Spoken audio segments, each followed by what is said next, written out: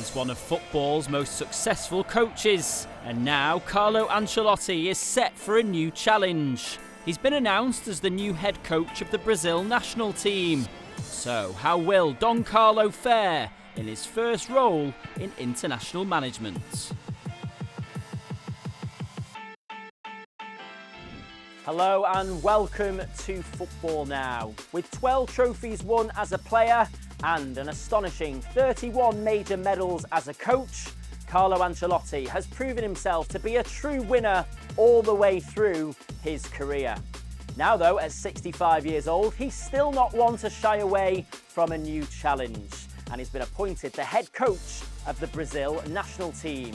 It's his first role in international management, and it's fair to say it's a pretty high-profile one.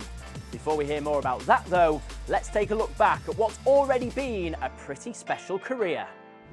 Regarded as one of the best Italian midfielders of his generation, Ancelotti was a versatile player who represented three of Italy's biggest clubs.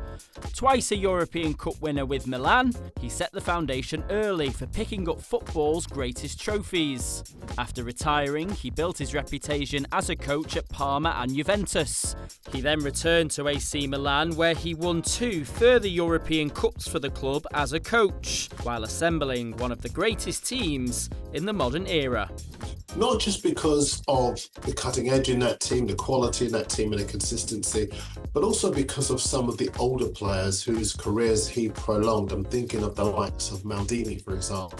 With top managers, you never want it to end. You never want it to finish. You never want to be away from the genius and the inspirational motivations that inspire you to run through a brick wall, and that's what he was able to do with those players.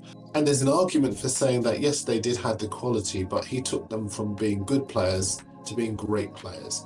And so that would be one of the all-time great teams, and they are a reference point even now for many of the Milan teams of current era.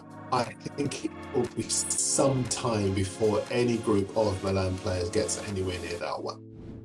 After leaving Milan in 2009, Carlo went on to win league titles with Chelsea, PSG and Bayern Munich. But in recent times will be remembered the most for his two stints at Real Madrid. In 2014, he delivered La Decima to the Bernabeu, the club's landmark 10th European Cup. And from 2021 to 2024, he won the competition a further two more times with Los Blancos. It brings his medal count in that famous competition to an unprecedented 7 as a player and manager. Yes, with his legacy cemented at club level, now he's stepping onto the international stage for the first time.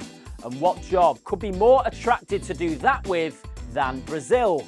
The question now is, what challenges will Carlo have to overcome in order to turn that club success into international glory for La Seleção? I think the biggest challenge is definitely the politics. I don't even think it's going to be his ability to relate to the players, because he's had so many Brazilian players throughout the years. Like if that's the excuse that they're going to give later on if it doesn't work, nobody's going to buy that. The pressure of a particular match, is it going to get to him? I don't think so. Look at how many titles he's won, how many Champions League. Are you kidding me? Like, that's nerves are not going to be part of the issue either. It's all politics. It's going to be on politics. How happy is the CBF president is going to be when he says, hey, I'm not really liking what you're doing here. Can we do something else about this? And when Ancelotti says, no, thanks. I think I'm going to keep doing what I'm doing, because obviously it has worked throughout my whole entire career. Let's see what's going to happen when those personalities clash. Carlo has been one of football's elite coaches for well over 30 years now, and his ability to connect with players of every generation in that time has been utterly remarkable. From that great Milan team that he built, including the likes of Paolo Maldini, Kaká and Filippo Inzaghi, to the modern-day superstars of Real Madrid, such as Kylian Mbappe and Jude Bellingham. Ancelotti has got the very best out of every squad that he's worked with. Because I think he never puts himself first. It's not about him. He knows that they're the ones out there doing the job. I think he does put the players first, and he's learned to really understand different profiles of players and really learn how to understand their needs. He's almost like a psychologist in that way. And I'm sure over the years, in dealing and experiencing so many different egos, so many different big players, so many different cultures, so many different backgrounds, he's learned so much, he's garnered so much experience in working with different types of players that it's only kind of come together and culminated in such a great way at Real Madrid. A fresh challenge ahead for Carlo Ancelotti as he sets out to try and restore the Brazil national team to its former glories. How will he fare with the 5-time World Cup winners? Let us know what you think using the hashtag #FootballNowAncelotti.